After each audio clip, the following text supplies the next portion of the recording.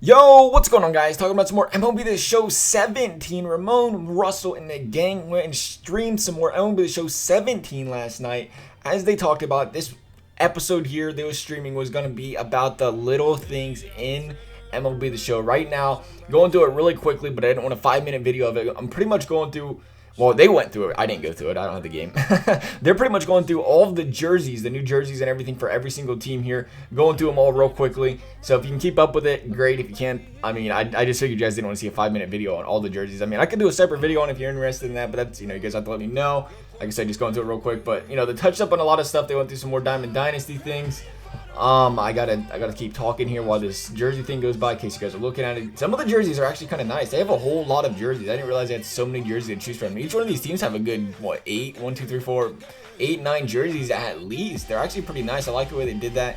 The more jerseys to choose from. You know what's funny? They was talking about on a stream, and it never brought to my attention until they actually said it. Was like, you know what if we both choose a road jersey? We're going to be allowed to do that, and apparently it works. But that's something actually to really consider in a future game, is not allowing people to have both road jerseys, because people would do that just to troll you. If you got rid of both, you can't have both home, both road. It's different in baseball compared to other sports, obviously, because you're not really, it doesn't matter as much, but at the same time, it was an interesting concept brought up by him. Yeah, so what are we waiting for? I mean, come on, you guys all came here for one thing, probably. Good old Legends reveal. First guy they revealed was Luis Aparicio. They gave a good comparison, really, here. Kind of like an Ozzie Smith type card. Not really powerful, not a lot of contact, but really fast on the bases, really good in the field. And then the second legend we got here, most of you already knew about, but they just revealed his stats, and that was Jason Giambi. If you watch the gameplay video, they mentioned how Giambi was already going to be in the game, but now we got his stats and everything to go with it. Pretty nice looking card as well. Now, if you're anything like me, you was busy during the first 10 minutes of this stream and you missed all the good stuff. They added many different new stats, achievements, features, ways to get yourself involved with the game. One of them being this career stats page. This thing, I think this is sick. It pretty much, it's going to have your career stats from Diamond Dynasty and, playing the game pretty much. All the game modes. And it's going to have your career best home runs, average, ERA, and all that stuff. And I know they had something like that in Diamond Dynasty last year, but the thing was, if you switched your lineup, it changed your career stats. This, the way it looks, it's going to keep your stats the entire season. Very cool, I think. Also added profile achievements. Now if you throw that no-hitter, hit a grand slam, it's going to tell people that you got it. Pretty much gives you some bragging rights over here. They also have a new achievements tab for doing innings pitched, just like the mission things last year, where you get level up for doing so many innings pitched, hits, home runs, and everything. And they're going to have a leaderboard for that as well. That's what that is on the right side of the leaderboard. That is not a Legends list, as they did stress in the stream. Don't get too excited there. So by now, it's had to have crossed your mind. What in the hell is that thing at the top of the screen with the gamer tag and the banner and the emblem?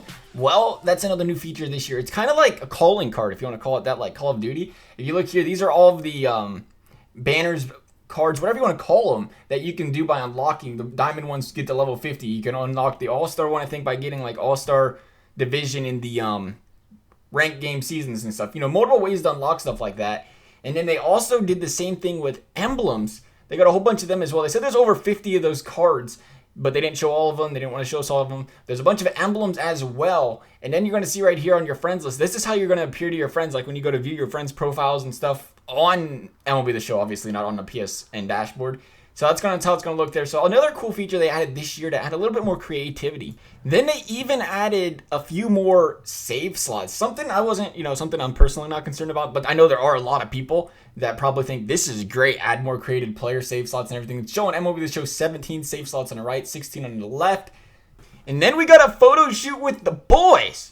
No, not really. They're just showing these scoreboards there in the background. They said they did more work on the scoreboards this year because, some of them don't look like the actual stadium scoreboards. They was taking input from the fans on how they should look. They put some work in them. That's 4 scoreboards there in the background, for example, they were showing they worked on. Another cool feature, when you think about it, because you think about it, really, unless you go to every game, you don't know exactly what their scoreboard is unless you see it on TV or something.